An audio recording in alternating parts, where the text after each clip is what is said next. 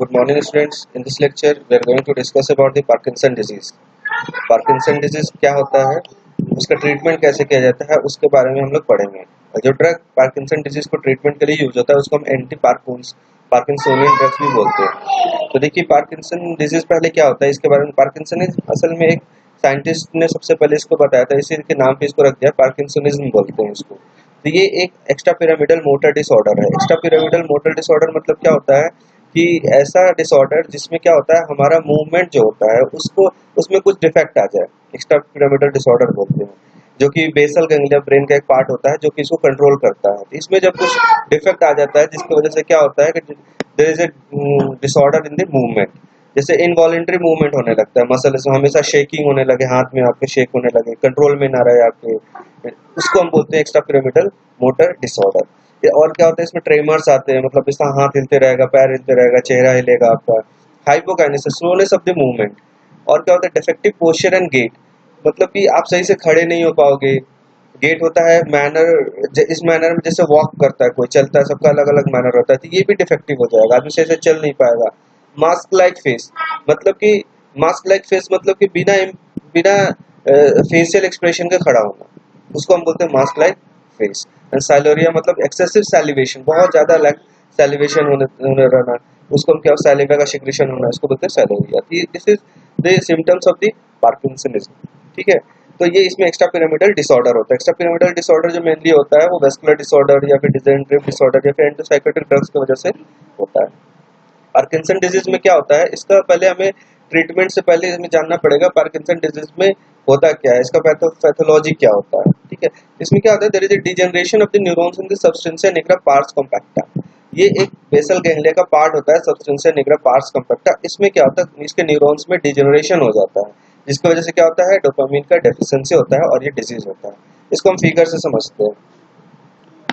देखिए ये जो फिगर बनाया गया है, ये एक इसको पार्किंसनिज्म शो किया गया है। इसमें देखिए शेकिंग हो रहा है अक्सर, सैलिवेशन भी ज्यादा हो रहा है, कंट्रोल में नहीं है। ठीक है, तो अगर इसके ब्रेन का एक पार्ट देखा जाए तो ये देखिए, ये पूरा हमारा ब्रेन हो गया। इस ब्रेन में देखिए आप, ये जो येलो कलर का है इसको हम बोलते हैं बेसल गैंग्लिया। ठीक है, और बीच में देखिए यहाँ पे थैलेमस है, और ये देखिए फॉर्निक्स, आप लोगों ने सीएनएस में पढ़ा होगा, फॉर्निक्स होता है। फिर से हिप्पोकैम्पस जो कि हमारा मेमोरी को कंट्रोल करता है। फिर उसके बाद अमेगडाला जो कि ये मेनली जो रहता है इमोशन को कंट्रोल करता है। तो हमें मेनली पार्किंसन डिजीज में क्या होता है, बेसल गैंग्लिया में डिफेक्ट आता है। तो हम बेसल गैंग्लिया के बारे में देखते हैं और इसका एक क्रॉस सेक्शन पार्ट लेते हैं।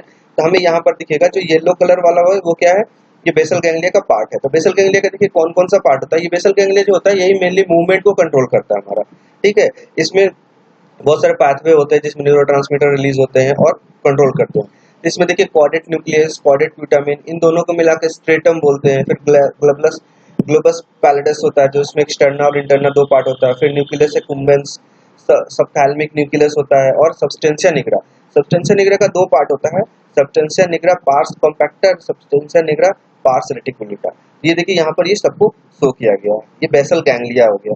ठीक है, तो अब देखिए क्या होता है इसमें कि हमारा मूवमेंट जो होता है इन्हीं में एक चेन बना रहता है, एक पाथवे रहता है डोपामिन का, ग्लूटामेट का, गाबा का और एसिटाइलकोलिन का, जो कि क्या होता है कि हमारे मूवमेंट को कंट्रोल करता है। ठीक है, तो हम देखते हैं कि मूवमेंट जो होता है हमारे बॉडी में वो कैसे कंट्रोल होता है, इसको कैसे हमारा ब्रेन जो रहता है उसको इंटरप्रेट करता है।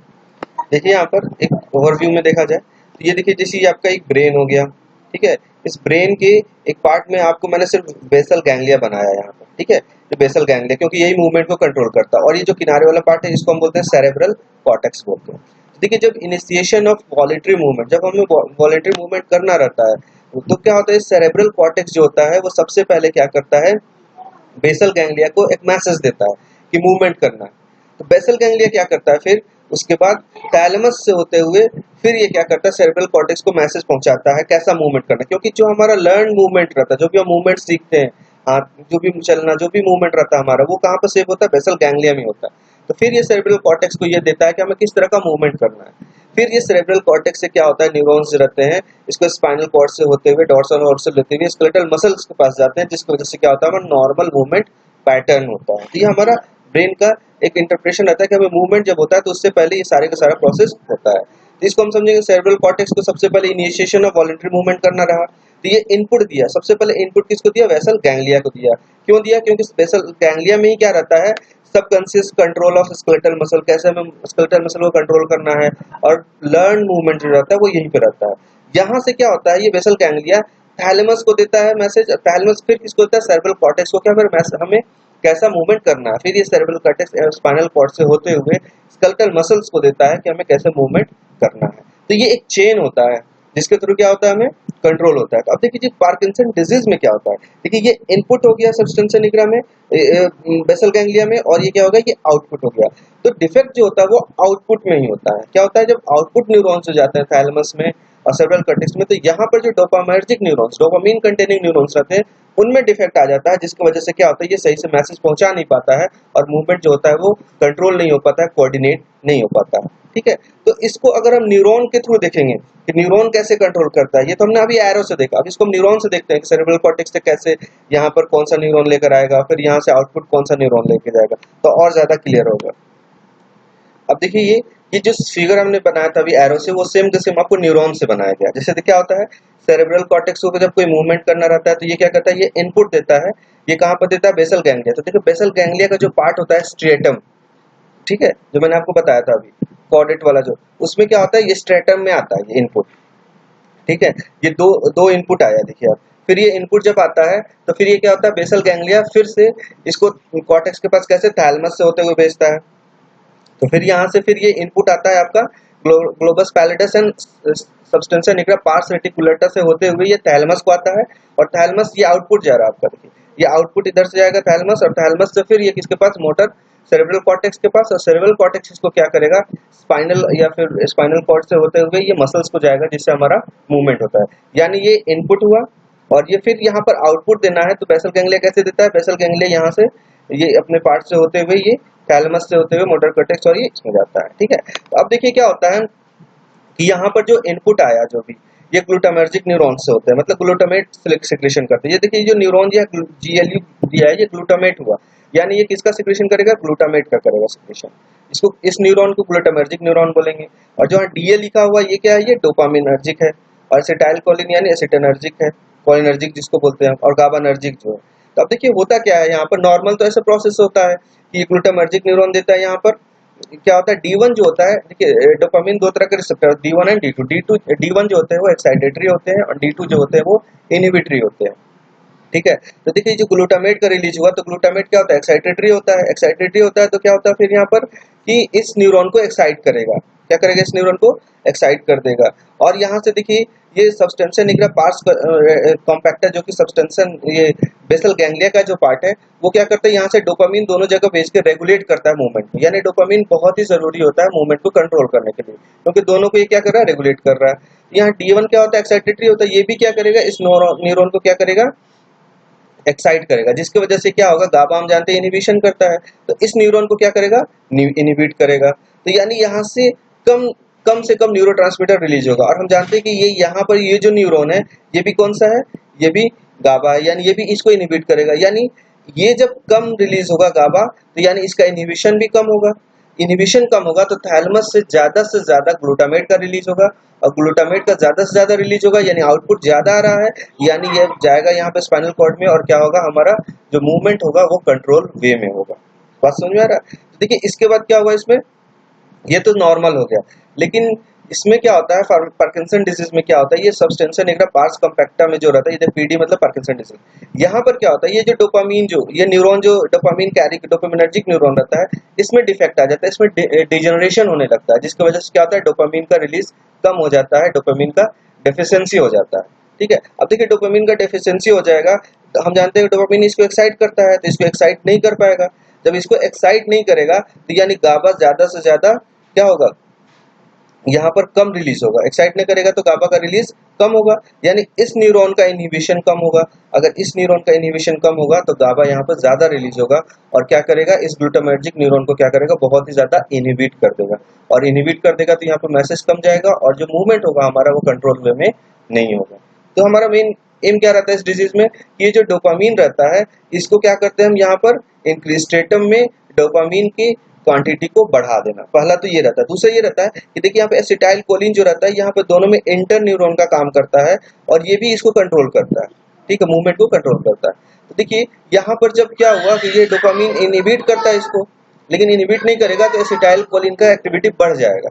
एसिटाइल कोलिन का एक्टिविटी जब ज्यादा बढ़ जाएगा तो फिर क्या करते हैं, इसमें डिजीज को कंट्रोल करने के लिए हम एंटी कोलिनर्जिक ड्रग भी यूज करते हैं जो कि एसिटाइल कोलिन की एक्टिविटी को कम कर देते हैं। मेनली ये दो हमारा एम रहता है।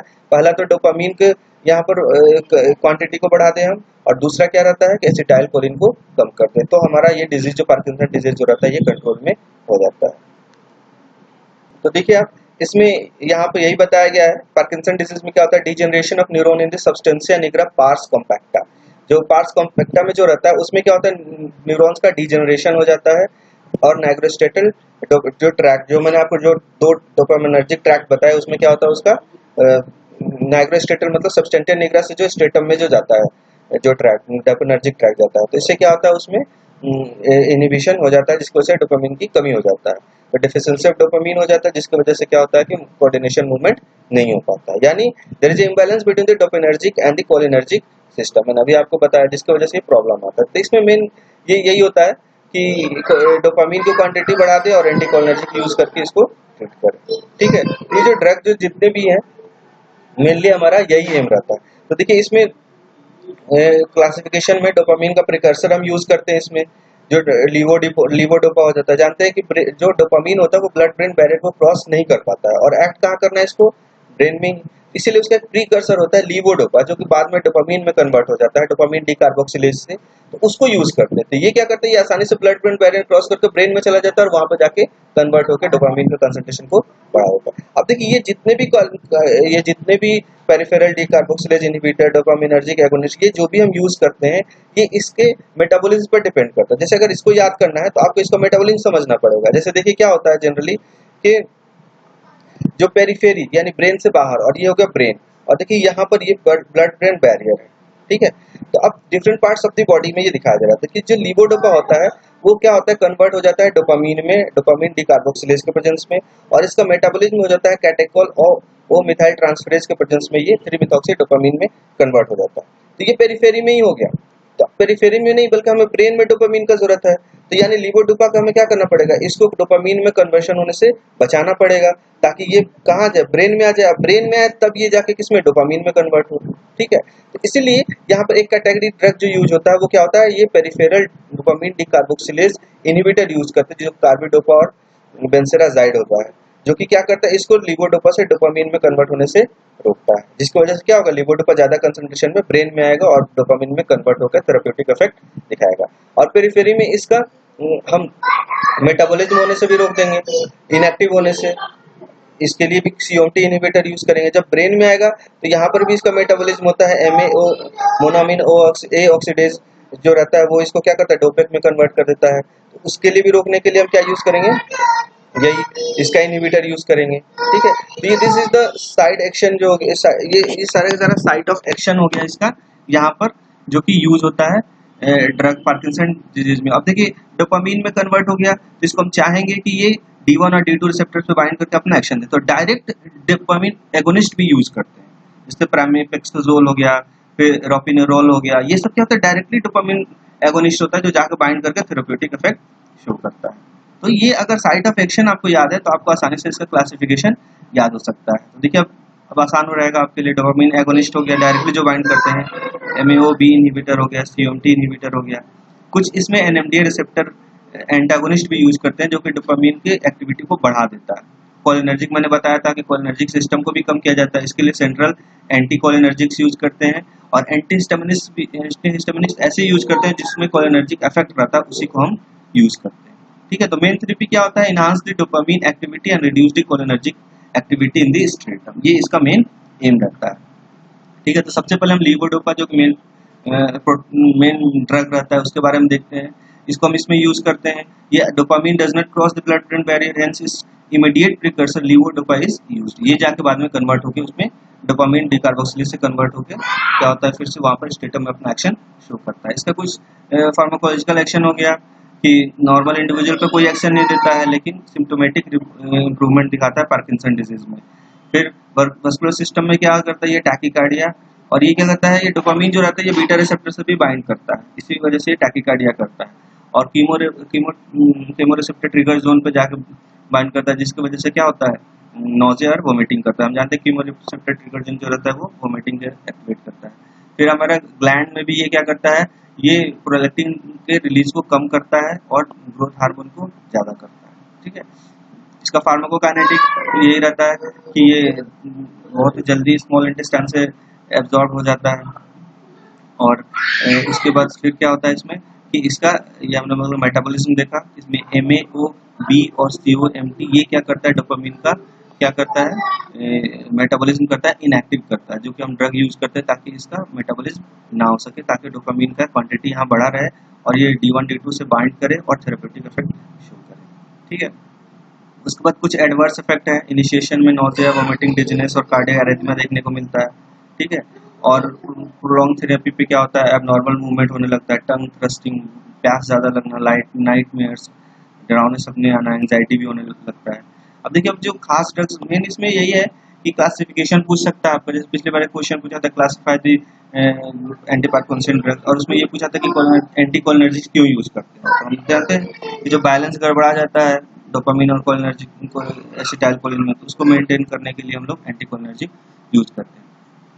तो पेरिफेरल डिकार्बोक्सिलेज इनहिबिटर्स का काम क्या रहता है कि पेरिफेरी में लीवोडोपा को डोपामिन में कन्वर्ट करने से रोकता है, जिसकी वजह से क्या होता है लीवोडोपा ज्यादा ब्लड ब्रेन बैरियर को क्रॉस करता है और डोपामिन का कंसंट्रेशन वहां पर ज्यादा इंक्रीज होता है। इसीलिए अक्सर जो रहता है लीवोडोपा जो रहता है उसको ज्यादातर इस कार्बिडोपा और बेंजोजाइड यानी पेरिफेरल डिकार्बोक्सिलेज इनहिबिटर के साथ यूज करते हैं, क्योंकि ये इसका बायोबिलिटी बढ़ा देता है, हाफ लाइफ बढ़ा देता है, प्लाज्मा हाफ लाइफ, और इसका जो साइड इफेक्ट्स जो रहते हैं उसको भी ये कम कर देता है, क्योंकि इसको क्या करता है डोपामिन में कन्वर्ट होने नहीं देगा, जिसकी वजह से क्या होगा कि ये बाइंड नहीं कर पाएगा और CTZ से, और उसमें नोजिया वोमिटिंग जो होगा ये भी कम हो जाएगा।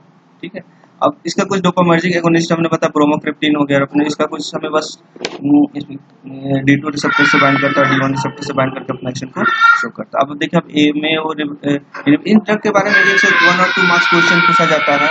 अब देखिए इसमें सिलेजिलिन हो गया, ये भी selective and irreversible MAO-B unit, बस इसका मैकेनिज्म ऑफ एक्शन और इसका यूज ये आपको याद होना चाहिए, और साइड इफेक्ट्स। COMT इनहिबिटर इंटेकोपोन टॉलकपन जो कि क्या करता है डोपामिन को मेटाबॉलिज्म होने से रोकता है ताकि उसका कंसंट्रेशन ज्यादा बना रहे। अब देखिए ग्लूटामेट एंटागोनिस्ट यूज करते हैं, जिसको हम डोपामिन फैसिलिटेटर भी बोलते हैं, क्योंकि ये NMDA रिसेप्टर को एज एंटागोनिस्ट एक्ट करता है, जिसकी वजह से क्या होता है डोपामिन का कंसंट्रेशन बढ़ जाता है, और वहाँ पे जो ग्लूटामेटिक न्यूरॉन्स जो रहते हैं न्यूरोट्रांसमीटर उसमें भी क्या करता है डिक्रीज करता है, जिसकी वजह से क्या होता है कि बेसल गैंग्लिया में इसका बेनिफिशियल इफेक्ट आता है। ठीक है, तो उसके बाद तो ग्लूटामेट जो एंटागोनिस्ट रहते हैं ये कैसे वर्क करते हैं, इसको NMDA जो रहता है उसको एंटागोनाइज करके और ग्लूटामेटिक न्यूरोट्रांसमिशन को कम करते हैं, जिसकी वजह से पार्किंसन डिजीज में कुछ इफेक्ट देखा गया, अच्छा इफेक्ट देखा गया, और ये क्या डोपामिन की एक्टिविटी को भी बढ़ा देते हैं। अब सेंट्रल एंटीकोलिनर्जिक जो रहते हैं जो कि मेनली CNS पे जाके एक्ट करते हैं, और ये क्या करते हैं एंटीकोलिनर्जिक की एक्टिविटी को कम कर देते हैं। हम जानते हैं कि डोपामिन और एसिटाइलकोलिन का लेवल जब दोनों का इम्बैलेंस हो जाता है, इसीलिए इसकी एक्टिविटी को कम किया जाता है। जो H1 एंटी हिस्टामिनिक्स जो यूज करते हैं ऐसे को ही यूज करते हैं जिसके पास एंटीकोलिनर्जिक प्रॉपर्टी होता है, क्योंकि वो क्या करते हैं एसिटाइलकोलिन के एक्टिविटी को कम करते हैं। देखिए इस सेंट्रल एंटीकोलिनर्जिक के यूज करने से क्या होता है कि ये क्या करते हैं मेनली ट्रेमर और रिजिडिटी जो झटका जो आता है बार बार जो शेकिंग होता है उसमें ये ज्यादातर देखने को फायदा मिला है, इससे ये क्या करते हैं सिम्टम्स को कम कर देते हैं। ठीक है, अब देखिए अब नेक्स्ट अगर तो इसमें इस चीज को कम करता है। This is all about the Parkinson disease. देखिए अब जितने भी हम ड्रग यूज करते हैं सारे के सारे सिम्टोमेटिक रिलीफ के लिए यूज करते हैं, अभी तक कोई ऐसा कोई ड्रग नहीं आया जो कि पूरी तरह से पार्किंसन डिजीज को खत्म करे। हम लोग जो भी ड्रग यूज किए ये सिर्फ उसके सिम्टम्स को कम, मतलब जो शेकिंग होता है, जो गेट लाइट फेस होता है, ये सिर्फ उसको कम करने के लिए सारे के सारे ड्रग्स को हम लोग यूज करते हैं जो अब तक हमें पता है। अब देखिए छोटा सा टॉपिक एक और है अल्जाइमर डिजीज, जो कि मेनली न्यूरोडिजेनरेटिव डिसऑर्डर होता है। ये भी क्या होता है हमारे ब्रेन में जब जो हिप्पोकैम्पस होता है और बेसल फोरब्रेन होता है उसमें क्या होता है कि ये जो कोलिनर्जिक न्यूरॉन्स, मतलब इसमें क्या होता है कि एसिटाइल कोलिन जो होता है उसके न्यूरॉन जो कोलिनर्जिक न्यूरॉन्स होता है उसमें डिफेक्ट आ जाता है, उसका डेफिशिएंसी होता है, तो ये अल्जाइमर्स डिजीज होता है। ठीक है, ये मेनली ओल्ड एज में होता है ये, और इसमें मेनली कैरेक्टरिस्टिक क्या होता है डिमेंशिया यानी loss of memory, short term of short term loss of memory, बार बार आदमी भूल जाता है क्या हुआ क्या नहीं हुआ, ठीक है। तो ये डिजीज में ये इसका मेन सिम्टम्स होता है। तो इसके लिए मेनली क्या करते हैं, एसिटाइलकोलिन एस्ट्रेज इनहिबिटर्स यूज करते हैं, जो कि क्या करता है, एसिटाइलकोलिन को मेटाबॉलिज्म होने से रोकता है। जो एंजाइम एसिटाइलकोलिन एस्ट्रेज जो कि मेटाबॉलिज्म कर देता है उसको रोक देता है, जिसकी वजह से एसिटाइलकोलिन का एक्टिविटी बढ़ जाता है ब्रेन में। तो डोनापेजिल, गैलेंटामिन, रेवेस्टिगमिन इसमें यूज करते हैं। और दूसरा इसमें एनएमडीए रिसेप्टर एंटागोनिस्ट यूज करते हैं। ये क्या करता है, used in moderate to severe Alzheimer's disease में इसको यूज करते हैं। ये भी सिम्टोमेटिक रिलीफ देता है, ये एक्साइटमेंट को थोड़ा कम करता है, जिसकी वजह से यहाँ पर रिलीफ मिलता है। और ये ओल्ड एज डिजीज होता है, ठीक है। तो मेनली दो क्लासिफिकेशन होता है इसका, अल्जाइमर्स डिजीज का। तो ये बहुत ही शॉर्ट टॉपिक है, बाकी आपका पार्किंसन डिजीज रहा इसमें। Thank you.